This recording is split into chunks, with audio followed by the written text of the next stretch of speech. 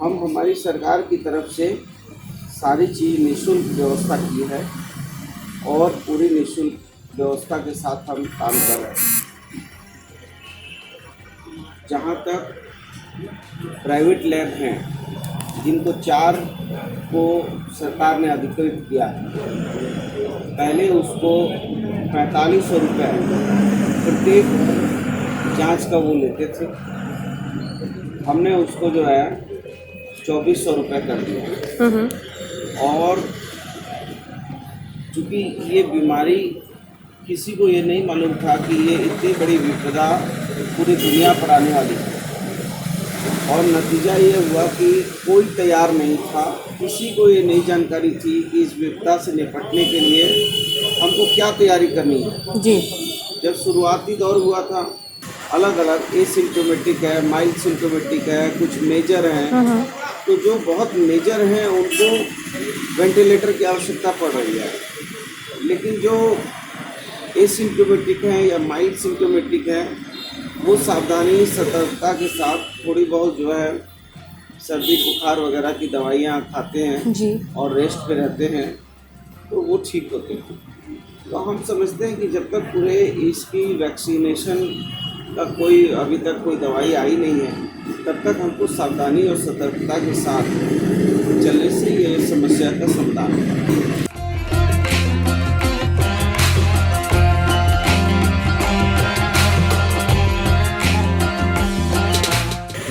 निश्चित तौर पर बेड की कमी हो रही है। कल भी हमने जमशेदपुर के उपायुक्त को कहा है, कुछ उनको डायरेक्शन दिया है कि कुछ प्राइवेट अस्पताल ऐसे हैं जो प्राइवेट अस्पतालों को भी कोविड के रूप में तब्दील करें।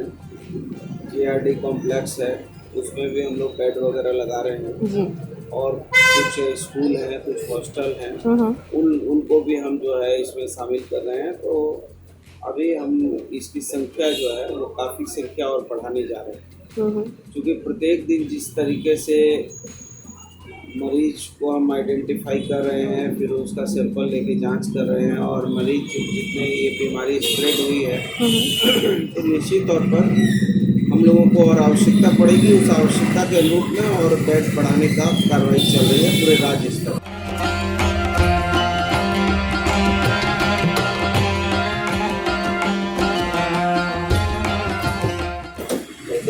बैकलॉग है, आप जानते हैं कि अभी 4 दिन जो है हमारे पैरामेडिकल और जो है कि GNM ANM बहनों ने हड़ताल किया था, उसके कारण थोड़ा बैकलॉग बढ़ा है, और वो बैकलॉग को भी हम जो है ठीक कर रहे हैं और भी संख्या बढ़ा रहे हैं। आपने जो है BSL लैब जो है तो उसकी संख्या भी हम बढ़ा रहे हैं, जिससे जो है रोज़ जो है 1000-1500 की संख्या और बढ़ जाएगी जांच के क्रम की। तो अभी आपको मालूम होगा पलामू में हम लोगों ने एक नया जो है BSL लैब बनाया, और उसमें RT-PCR के द्वारा जो है जांच हो रही है। अभी फिर हम लोग दुमका और हजारीबाग में बहुत जल्दी इसको स्थापित करने जा रहे हैं।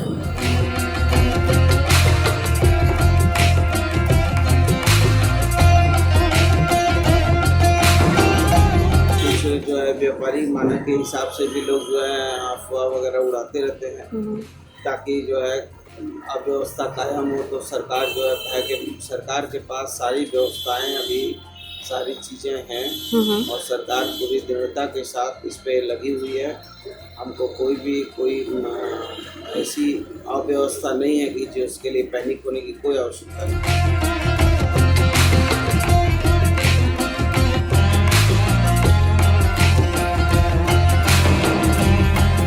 निश्चित तौर पर मैं कह रहा हूँ, आपको एक दिन में हजार लोग बढ़ रहे हैं, तो आप देखिए बहुत सारे लोग एसिम्प्टोमेटिक ही नहीं, मैं कह रहा हूँ जिनको माइल्ड सिम्प्टोमेटिक है, अब हम लोगों को थोड़ी रणनीति बदलने की भी आवश्यकता होगी। इस विषय में मैं माननीय मुख्यमंत्री जी से भी विचार विमर्श कर रहा हूँ कि अब एसिम्प्टोमेटिक के साथ माइल्ड सिम्प्टोमेटिक को भी हमको होम क्वारंटाइन करने की आवश्यकता पड़ेगी। तो हम लोग कोशिश में हैं कि इस अव्यवस्था को दूर करें। और देखिए कि ये बीमारी जो है, आप यदि इसका मृत्यु दर का आंकड़ा देखेंगे तो जो राज्य में या देश में मैं कहूँ कि टीबी के जो पेशेंट हैं वो एक साल में 3,64,000 लोग मौत के काल में समाते हैं। जी।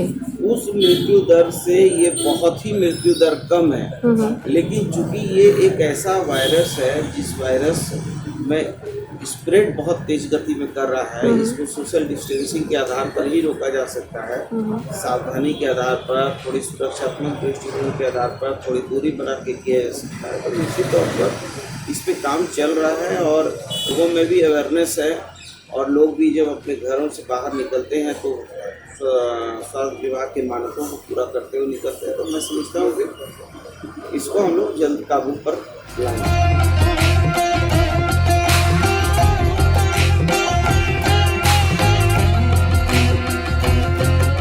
निश्चित तौर पर सरकार का ये दायित्व है कि ये हमारे योद्धा हैं, हमारे फ्रंट लाइन वर्कर हैं, हम इनको प्रणाम और सलाम करते हैं।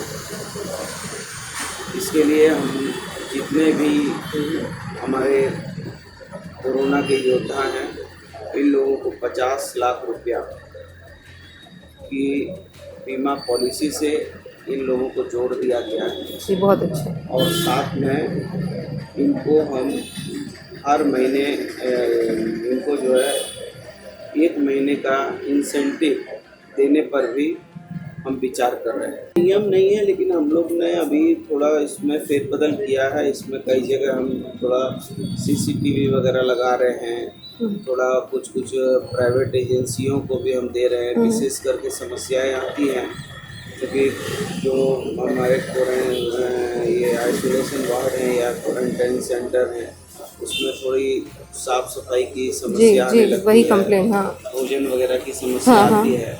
तो लगातार इस पे हम लोग जो है प्रयास कर रहे हैं और सुधार हो रहा है और सुधार की और आवश्यकताएं भी हैं।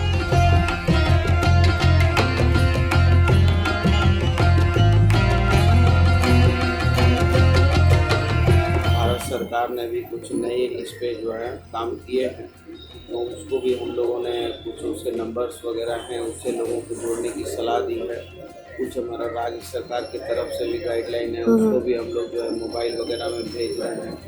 तो बहुत तरीके से प्रचार प्रसार के माध्यम से लोगों को स्वास्थ्य करने हेतु हम लोग लगातार जो है लगे हुए हैं। कुछ उसमें स्वास्थ्य के लिए कुछ ऐप वगैरह बने हैं, उससे जोड़ने के लिए एक आरोग्य ऐप है और भी इस तरह के कई ऐप वगैरह बने हैं, उससे लोग जुड़ रहे हैं, सलाह ले रहे हैं और घर बैठे बैठे भी बड़े से बड़े चिकित्सक को ऑल ओवर इंडिया में भी और राज्य में भी जोड़कर उनसे जो है सीधा संवाद कायम हो रहा है।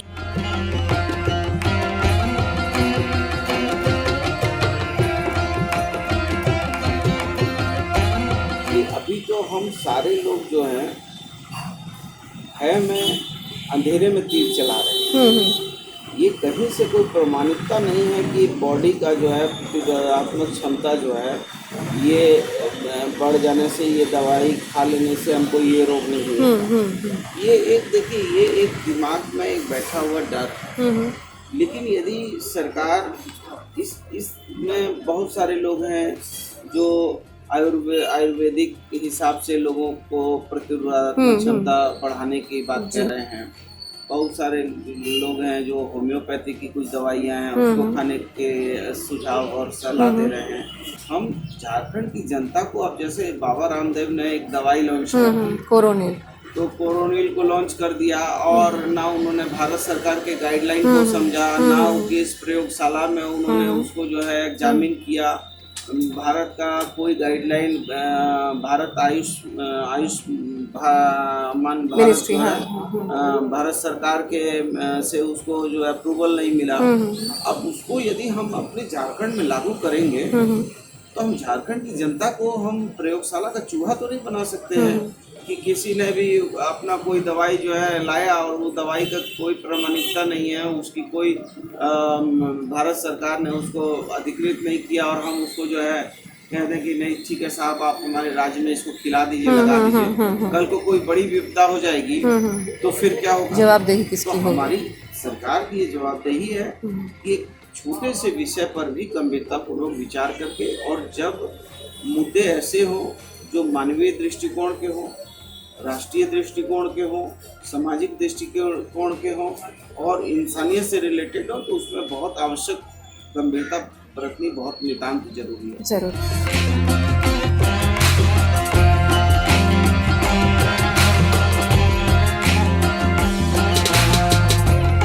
ये तो ऑब्वियस है। देखिए, रिसर्च इंस्टीट्यूट तो हमको जो है हमेशा अपग्रेड करते रहने होंगे। यदि हम अपग्रेड उसको नहीं करेंगे तो आने वाले समय में आज दुनिया में और क्या क्या चीज छुपे हैं ना ये हम जानते हैं ना आप जानते हैं। बहुत सारे डिस्कवरी चैनल है, नेशनल ज्योग्राफी है, उसमें हमको ऐसे ऐसे जीव जंतु दिखाई देते हैं जिसको कभी हमने आम जीवन में कभी देखा ही नहीं।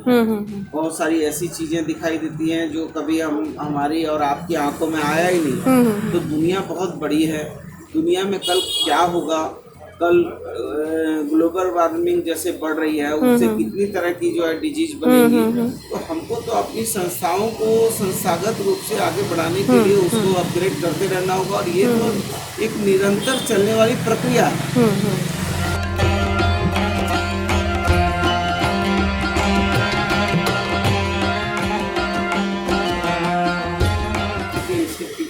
आपको रीजन होगा कि चूंकि जमशेदपुर शहर बगल में पुरुलिया है, बॉर्डर्स है, बॉर्डर का इलाका है, उधर बंगाल है, पुरुलिया वगैरह, इधर उड़ीसा बंगाल, इधर बिहार भी पड़ जाता है, बिहार से भी लोग आ रहे हैं। तो दूसरे दूसरे राज्यों से भी जो लोग को बहुत जो है मेजर प्रॉब्लम हो जा रहा है वो हमारे यहाँ आ जा रहे हैं। और अभी आप रांची में भी देखिए और जमशेदपुर में देखिए, जो मृत्यु हुई है लोगों की, वो मृत्यु में बहुत सारे जो है हमारे झारखंड के बाहर के लोग। ये सभी जगह हो रहा है, लेकिन इसको हम लोग स्प्रेड करने से रोकने के लिए इस पर कार्य योजना बहुत तेज गति में हम कार्रवाई कर रहे हैं।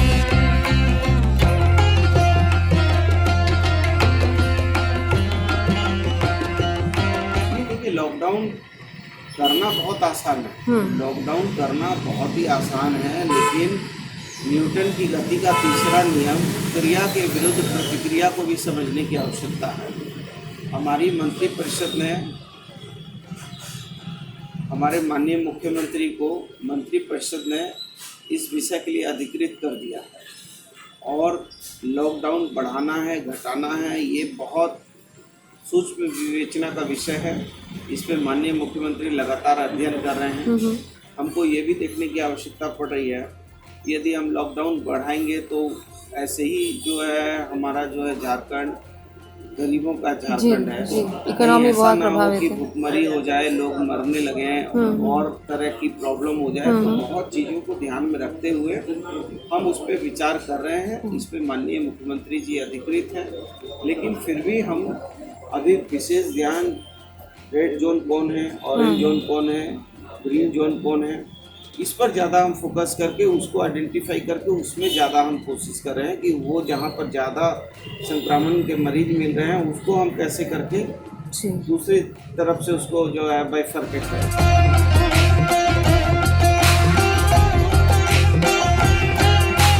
देखिए, मैं ये नहीं मानता हूँ, मैं ये मानता हूँ कि ऐसी स्थितियाँ इतनी विकराल और गंभीर नहीं है, डरने की कोई बहुत आवश्यकता नहीं है। हमको केवल जो है हमको सुरक्षा और सावधानी के मानक को पूरा करना है और हम जरा सा जो स्वास्थ्य विभाग ने जो गाइडलाइन वगैरह दिए हैं कि आप जो है भोजन जो है सामान्य भोजन करें, संयम से रहें, सावधानी से रहें, जो है तो ये सब कुछ जो स्वास्थ्य विभाग की गाइडलाइन है, मैं समझता हूँ कि उन गाइडलाइनों पर चलने से ऐसा नहीं है कि भय का कोई बहुत कारण नहीं है कि आदमी जो है सामान्य, यदि आप देखिए सामान्य स्थिति में भी रोज यदि आप आकलन मूल्यांकन करेंगे तो कितने लोग जो हैं एक्सीडेंट में मर रहे हैं, कितने लोग जो हैं कोई घटना दुर्घटना में मारे जा रहे हैं और कितने लोग आमतौर पे सामान्य जब ये नहीं था तो कोरोना का संकट नहीं था तो भी जो है मृत्यु जो है वो कितनी हो रही थी। तो मैं समझता हूँ कि ऐसा नहीं है कि सभी मृत्यु कोरोना की वजह से नहीं हो रही है, बहुत सारी मृत्यु सामान्य मृत्यु है। इसलिए हम लोगों को डरने की आवश्यकता नहीं है, लेकिन सजग होकर एक सजग प्रहरी के रूप में काम करने की आवश्यकता है। सोशल डिस्टेंसिंग में करना है, एक दूसरे से थोड़ा दूरी बना के चलना है। और मैं समझता हूँ कि हम लोग इस विपदा की घड़ी को पार करें।